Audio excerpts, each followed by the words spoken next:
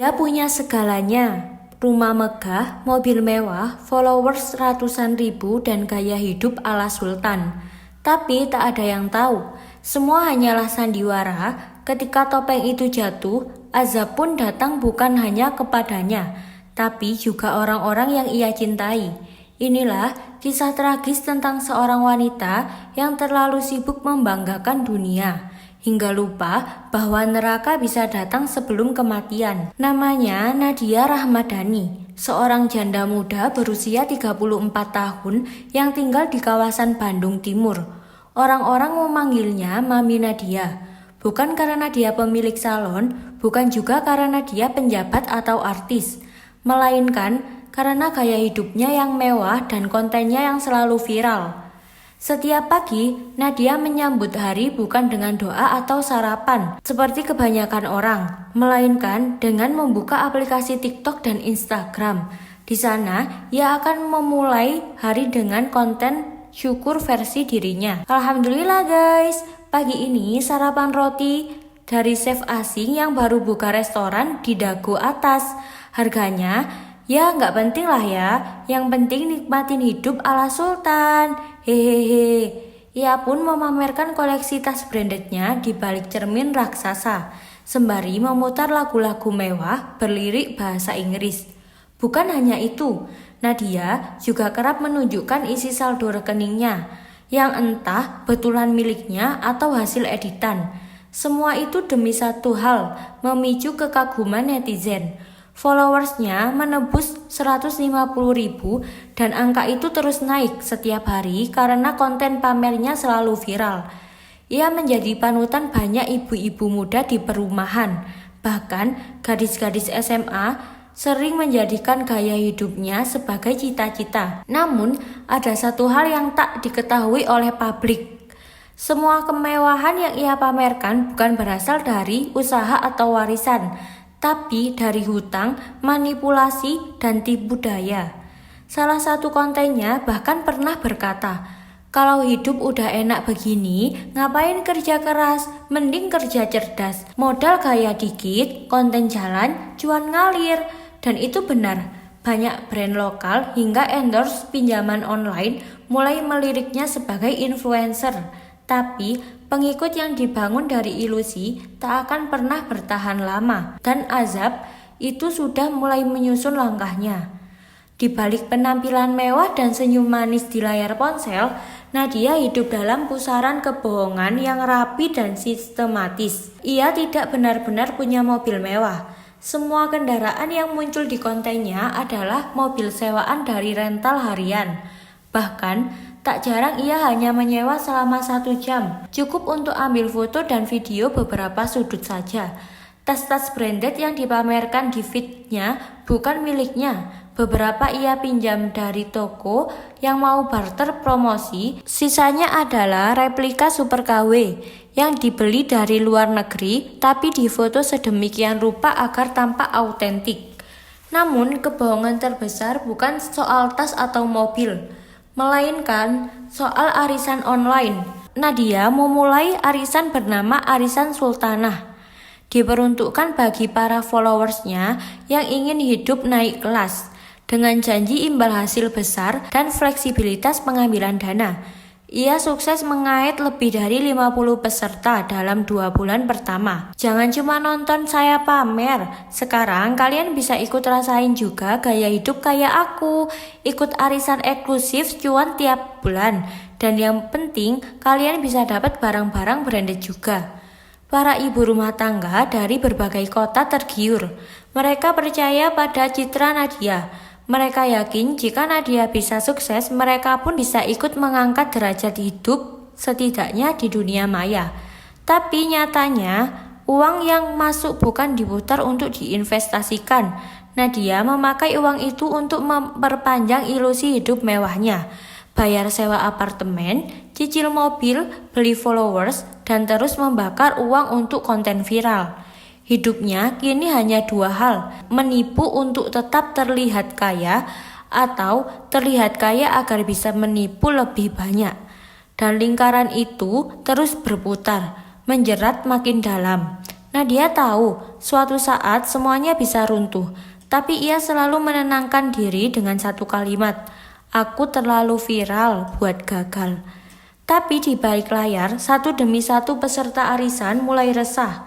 Mereka tidak mendapat giliran, tidak bisa mencairkan dana, dan tidak lagi mendapatkan respon WhatsApp. Dan salah satu dari mereka akan menjadi pemicu kehancuran besar-besaran. Jika ada satu hal yang lebih berbahaya dari pameran kemewahan palsu, itu adalah saat kesombongan menjadi warisan turun-temurun. Nadia bukan hanya membentuk dirinya sebagai sosok sultanah, tapi juga mendidik anak sematawayangnya, Dava, untuk menjadi dirinya versi muda. Anak laki-laki berusia 15 tahun itu tumbuh dalam rumah penuh citra bukan cinta. Setiap hari Dava diminta ikut konten, menunjukkan sepatu limited edition, makan di restoran mahal, memakai jam tangan mahal yang bahkan belum mengerti harganya. Dan sesekali berkata ke kamera, "Kalian belum punya ini, kasihan banget sih, mending upgrade hidup deh." Yang paling tragis, Nadia tidak sadar bahwa ia sedang membentuk manusia kecil yang kehilangan empati. Dava tumbuh jadi remaja yang suka mengejek temannya yang naik motor tua, menolak berteman dengan anak yang tidak bermerek, bahkan terang-terangan berkata ke wali kelas, "Bapak ngajar di sekolah, saya aja bisa kasih gaji bapak sebulan dari satu endorse." Guru-guru geleng kepala. Beberapa teman mulai menjauh, tapi Dava justru semakin bangga karena ibunya sering membacakan komentar netizen. "Wah, Dava udah kayak anak Crazy Rich. Anaknya cocok banget jadi selebgram." Dan Nadia pun tersenyum penuh bangga. Yang ia tak tahu, ia sedang menciptakan bom waktu. Karena ketika hidup tak sesuai kenyataan, realita akan menghantam lebih keras. Dava yang masih belia akan jadi korban pertama dari dunia yang dibangun ibunya sendiri. Sementara itu, arisan mulai goyah. Salah satu peserta, Bu Erna, seorang ibu hamil yang mengandalkan uang arisan untuk biaya persalinan, mulai mengirim pesan ancaman. "Bu Nadia, kalau uang saya tidak dikembalikan minggu ini, saya akan viralkan. Saya sudah simpan semua bukti transfer dan rekaman. Silahkan viralkan. Siapa yang akan percaya ibu hamil kampung dibanding influencer besar kayak saya?" Kalimat itu yang terdengar sangat meremehkan adalah batu pertama yang dilempar ke kaca kehidupan Nadia, dan kaca itu cepat atau lambat akan retak. Malam itu hujan turun deras. Di rumah kontrakan sempit di pinggir kota, Bu Erna, wanita sederhana yang tengah hamil 7 bulan, duduk di depan sepotong tikar lusuh. Wajahnya pucat, matanya sembab. Uang arisan sebesar 8 juta yang ia setor ke Nadia, uang hasil menjual motor suaminya, hilang tanpa kabar. Handphonenya sudah tidak bisa menghubungi Nadia. Semua pesan hanya centang satu, grup arisan ditutup, Instagram Nadia masih aktif, bahkan makin aktif. Ia baru saja mengunggah video jalan-jalan ke Bali, naik helikopter pribadi, mengenakan gaun putih berkilau. "Terima kasih semesta, selalu kirim rezeki berlipat ganda," tulis Nadia lengkap dengan emoji mahkota dan tas branded. Mata Bu Erna memanas. Ia bukan iri tapi hancur. Uang itu adalah harapan terakhir untuk operasi sesar karena kehamilannya beresiko. Ia tahu tak ada yang bisa menolong. Maka malam itu ia berwudu, menggelar sajadah dan menengadah ke langit. "Ya Allah, aku ikhlaskan kalau ini bukan rezekiku. Tapi jika ada kesombongan di balik penipuan ini, tunjukkan kekuasaanmu, tunjukkan bahwa engkau melihat." Tangisnya pecah, tapi ia tak tahu langit benar-benar mendengar dan doa orang teraniaya tidak pernah tertolak. Sementara itu, Nadia sedang membuat vlog di villa mewah. Ia tertawa bersama influencer lain, membuka hampers jutaan dan berkata di kamera, "Hidup itu pilihan, mau jadi penonton atau jadi pusat perhatian." Dalam pikirannya semua baik-baik saja, followers naik, tapi di luar sana puluhan korban mulai menyadari bahwa mereka ditipu. Akun TikTok bernama Korban Sultanah mulai bermunculan. Mereka mengunggah testimoni, bukti transfer, hingga tangkapan layar janji-janji manis Nadia. Komentar publik berubah dari pujian menjadi makian. Kok bisa ya orang kayak gini masih pamer hidup enak? Gue doain azab datang secepatnya, amin. Dan memang azab itu sudah sangat dekat. Hari itu seperti biasa, Nadia sedang syuting konten untuk TikTok. Ia mengenakan setelan blazer mahal, berdiri di samping mobil mewah warna hitam metalik. Kamera menyapu dari atas ke bawah, menyorot plat nomor dan emblem mobil dengan jelas. Ia tersenyum ke kamera. Jangan cuma nonton orang sukses, ayo kerja cerdas. Hari ini aku mau shopping lagi, ikut ya. Tak butuh waktu lama, video itu viral. Tapi bukan karena gaya hidupnya, melainkan karena seorang pemilik rental mobil mewah mengenali mobil tersebut dan mengekposnya ke publik. Ini mobil saya sewakan per jam, wanita ini cuma nyewa 2 jam untuk bikin konten. Bahkan belum lunas bayar cicilannya kemarin. Komentar membanjiri akun Nadia. Jadi konten Sultanah cuma editan semua. Pantes nggak pernah ada bukti properti, semua bohongan. Giliran duit arisan kemana? Pantas diam. Hashtag bongkar Sultanah. Mendadak trending, banyak korban arisan Sultanah yang dulu diam kini mulai angkat bicara. Mereka membuat kompilasi bukti chat penipuan, tangkapan layar janji uang cair, transfer ratusan ribu hingga puluhan juta yang tak kunjung kembali. Tak butuh 24 jam, nama Nadia jadi pembicaraan nasional. Bukan karena kaya, tapi karena penipu gaya. Nadia panik, ia menutup kolom komentar, lalu menghapus semua video TikTok, namun netizen lebih cepat. Semua video itu sudah disalin, disebarkan ke forum, masuk ke grup WA keluarga, dan bahkan mulai diliput oleh media lokal. Influencer Bandung terlibat arisan bodong berkedok gaya hidup Sultan. Dan yang lebih menyakitkan, sekolah Dava pun terseret. Dava dipanggil ke ruang BP, ia ditanya soal gaya hidup mewah yang dipamerkan di sekolah. Beberapa teman mengejeknya terang-terangan. Jam lo beneran Rolex apa dari pasar baru? Sultan pinjem duit dong, kan nyokap lo nipu. Dava yang biasanya sombong dan angkuh menunduk, wajahnya merah, matanya basah. Untuk pertama kalinya dalam hidupnya, ia merasa malu jadi anak dari Mami Nadia. Malam itu di rumah, pertengkaran besar terjadi. Kenapa sih harus pura-pura kaya? Gaya lo gak bikin kita bahagia, Bu? Dava berteriak. Nadia membanting pintu kamar, ia mencoba menangis tapi tak ada air mata keluar. Bukan karena tak sedih, tapi karena hatinya terlalu kosong. Ia hanya takut kehilangan citra, bukan keluarga. Tapi semua baru permulaan. Esok harinya, 2 polisi datang ke rumah Nadia membawa surat panggilan. Ia dilaporkan oleh 6 korban arisan bodong termasuk Erna. Dan itulah awal dari kejatuhan sebenarnya. Setelah surat panggilan itu datang, dunia Nadia benar-benar runtuh. Dulu sekali up foto sarapan aja bisa dapat ribuan komentar pujian. Kini bahkan teman-teman terdekat pun memblokir kontaknya. Grup Mami Bandung Raya yang dulu penuh pujian dan emot love, sekarang hanya menyisakan 1 kalimat dari admin. Nadia resmi dikeluarkan dari grup.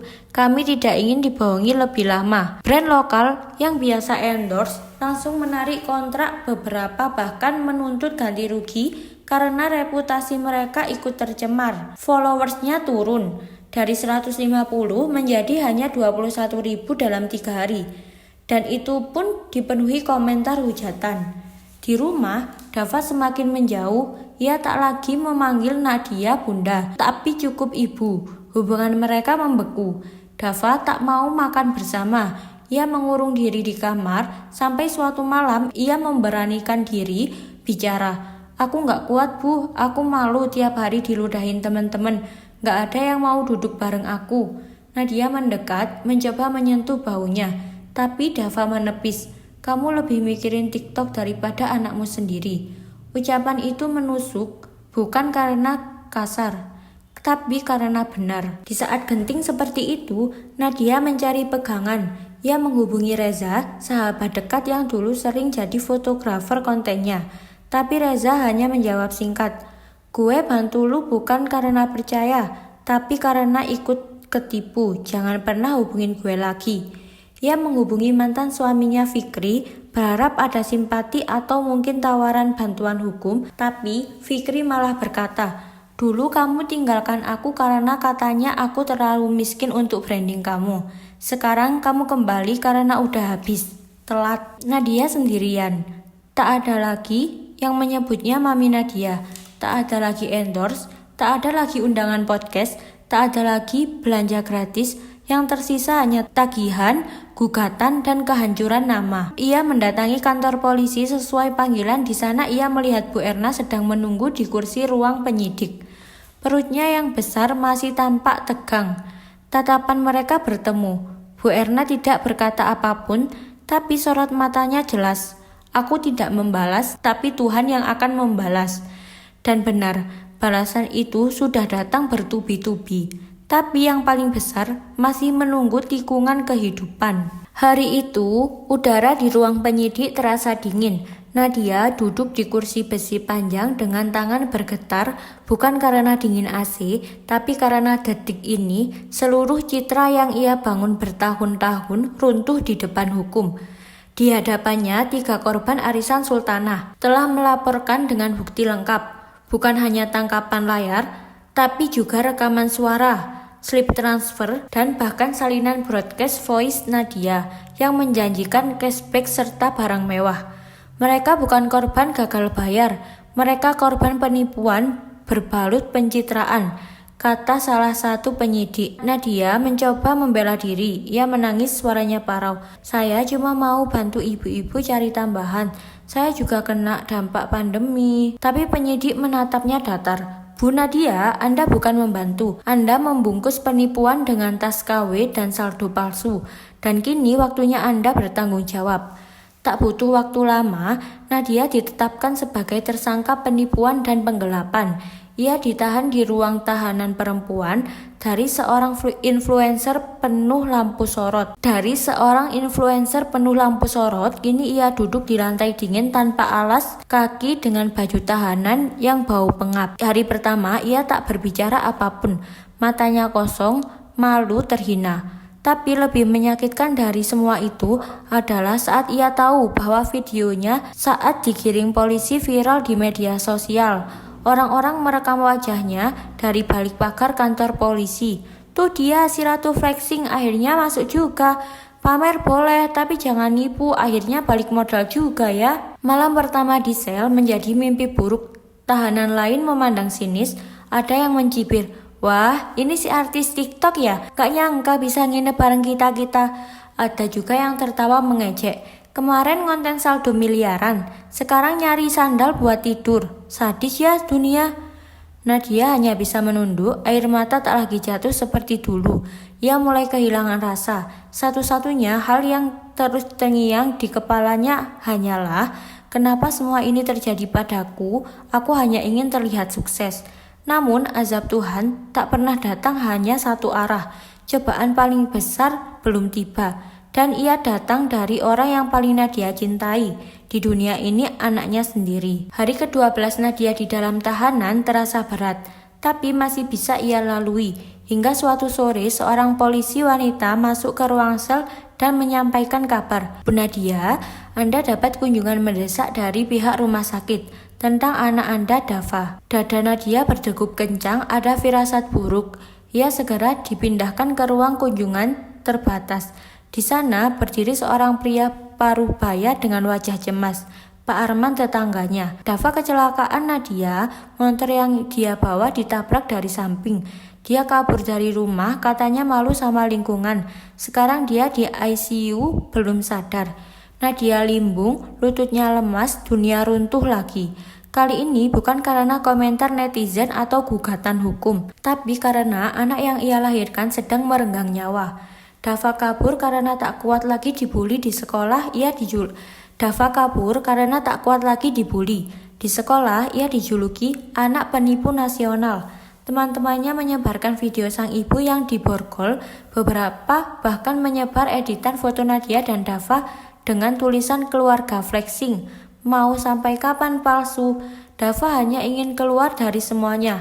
Tapi naas, motor yang ia pakai tak punya rem yang layak. Ia menabrak trotoar saat dikejar dua pria yang mengaku sebagai debt kolektor ibunya. Di dalam sel, Nadia tak bisa tidur. Ia hanya bisa menangis dan berdoa dalam hati. Ya Allah, jangan ambil anakku. Ambil semua milikku, tapi jangan anakku.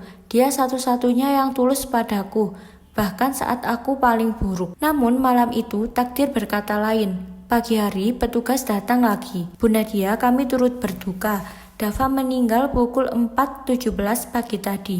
Dunia berhenti, sunyi, lalu retak. Nadia menjerit, suaranya menggema di lorong tahanan. Tahanan lain yang semalam mengejek kini hanya bisa diam. Tak ada kata yang bisa melawan rasa kehilangan seorang ibu. Ya Allah, aku jahat, aku sombong, aku menipu. Tapi kenapa balasanmu harus ke anakku? Jenazah Dava dimakamkan tanpa kehadiran ibunya. Nadia hanya diberi foto. Dalam gambar itu, tampak Dava terbaring dalam kafan putih dengan wajah damai yang tak lagi menanggung malu ibunya.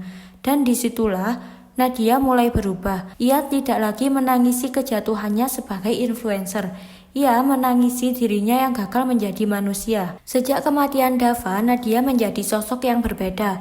Ia tak lagi berbicara banyak di dalam tahanan, tak lagi menangis histeris. Justru yang muncul adalah diam yang panjang dan dalam, seperti seseorang yang memandang dirinya dari luar tubuhnya sendiri. Setiap malam, ia duduk di sudut sel dengan selembar sajadah lusuh. Matanya kosong, tapi tangannya tak lepas dari Al-Quran. Ia membaca terbata-bata. Tajwidnya berantakan, tapi hatinya bergetar. Dulu aku mengira uang bisa membeli segalanya.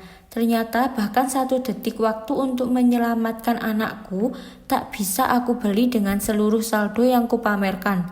Saat para petugas sedang bersih-bersih ruang tahanan, Nadia memanggil mereka dengan suara kecil. Bu, boleh saya minta tolong satu hal? Apa itu? Saya ingin ditulis sebagai donatur anonim untuk anak yatim setiap bulan.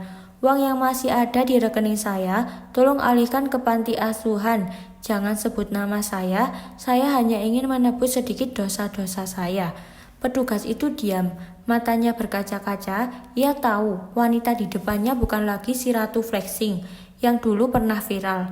Yang berdiri di depannya sekarang adalah manusia yang telah hancur dan sedang berusaha membangun dirinya kembali dari puing-puing dosa. Beberapa bulan kemudian, Nadia dijatuhi hukuman 2 tahun penjara dan denda yang harus ia cicil hingga bebas. Tapi anehnya, Nadia menerimanya dengan ikhlas. Saya pantas mendapatkan ini, saya tidak ingin menghindar, saya ingin menjalaninya, bukan karena tak ada pilihan, tapi karena ini cara meminta ampun pada Tuhan. Selama di tahanan, ia mulai menjadi pembina rohani untuk sesama napi. Ia mengajarkan cara sholat, membaca surah pendek, dan sesekali bercerita. Dulu saya dipuja, dipanggil mami, disanjung netizen.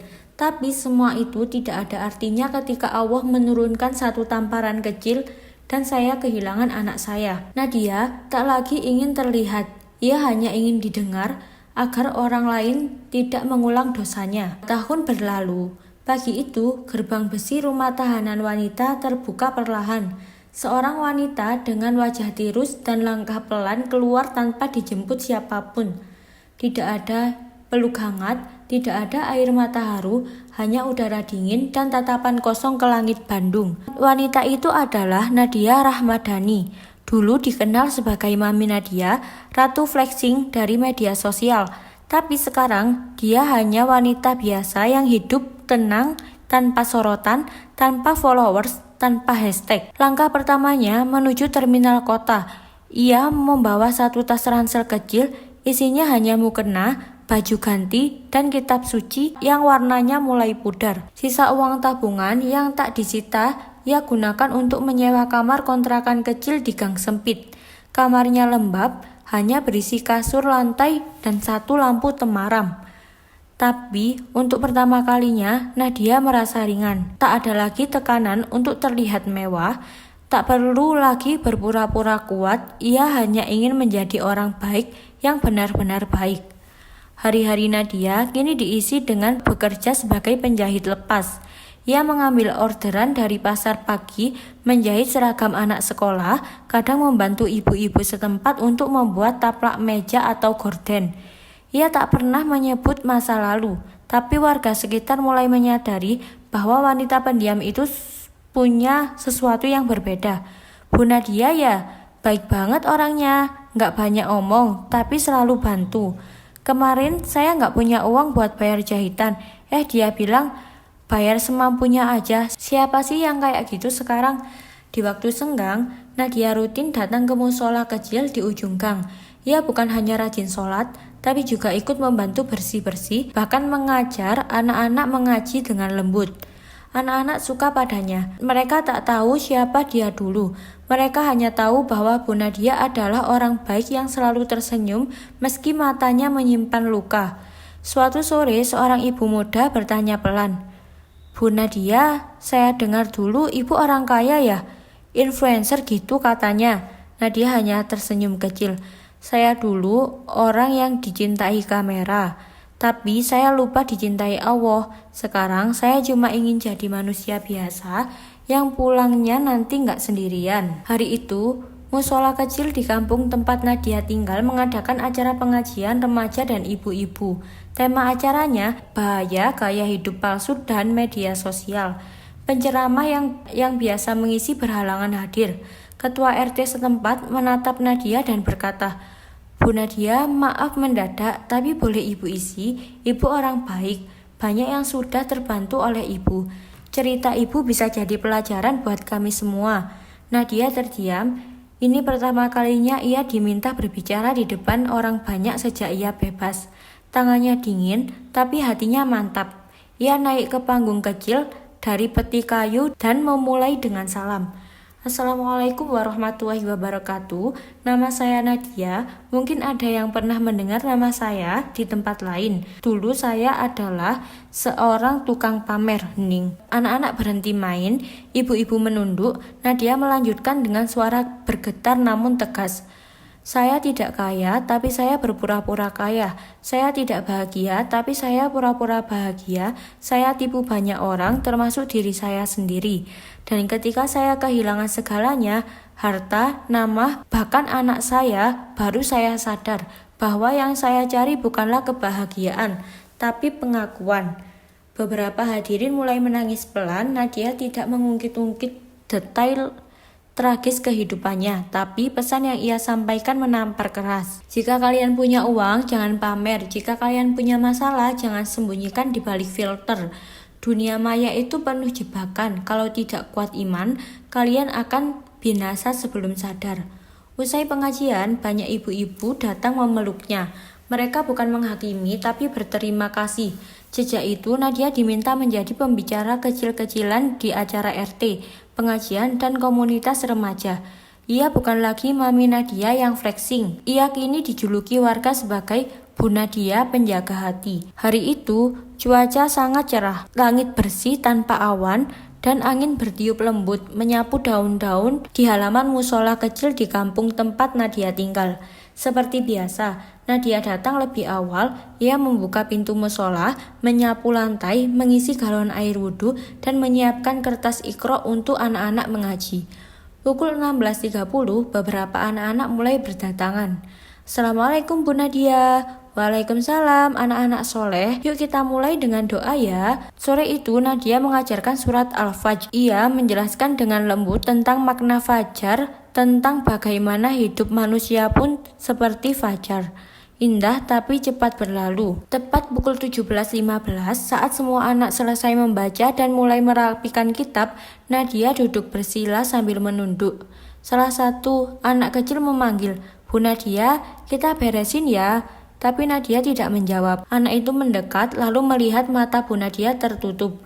Bibirnya masih setengah terbuka dan air mata mengalir dari sudut matanya. Tubuhnya sudah tak lagi bergerak.